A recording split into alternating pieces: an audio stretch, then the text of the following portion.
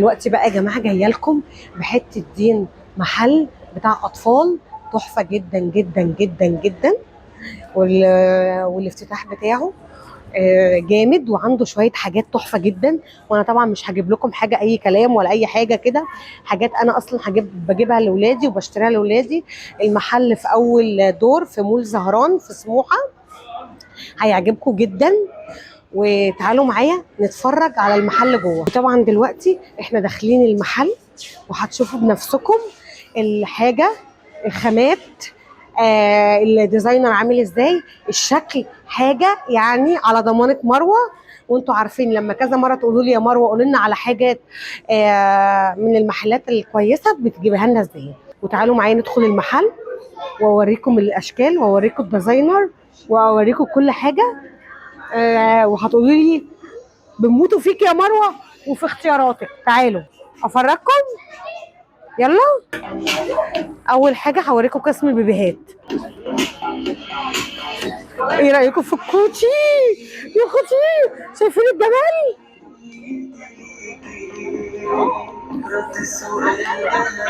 مش بعرف اعلق، مش بصوا بصوا الجمال، بصوا الحاجات الكيوت، بصوا شايفين الاشكال الجميله. بصوا تعالوا بصوا الشكل، حاجه قمر قمر قمر قمر.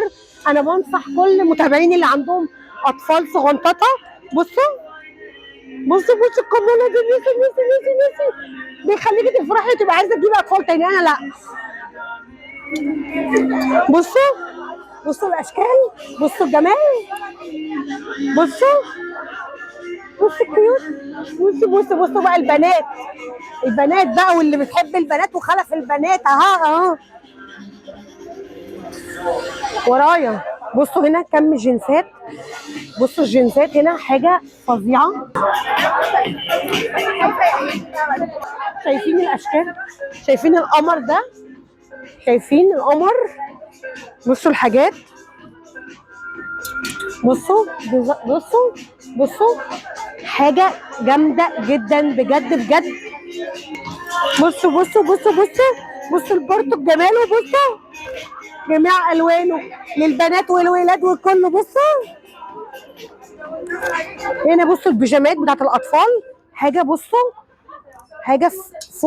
فوق الرائع. بصوا الاشكال، اللي ما جاش فايته كتير ومش هيلاقي حاجات بالشياكه دي ولا بالجمال ده ولا بالخامات دي. ده زي ما بيقولوا كده غسيل ومكوى.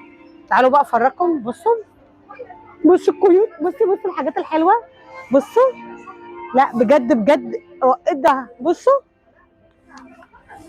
بجد حاجات فوق الرائعه، حاجات هتعجبكم جدا. تشكيله رائعه من خامات، من شكل، من كل حاجه، هتعجبكم جدا. ومنتظرينكم، وقولوا ان انتوا تبع مروه نعيم. تاني المكان بقول محل فاني كيدز في الدور الاول في مول زهران سموحه.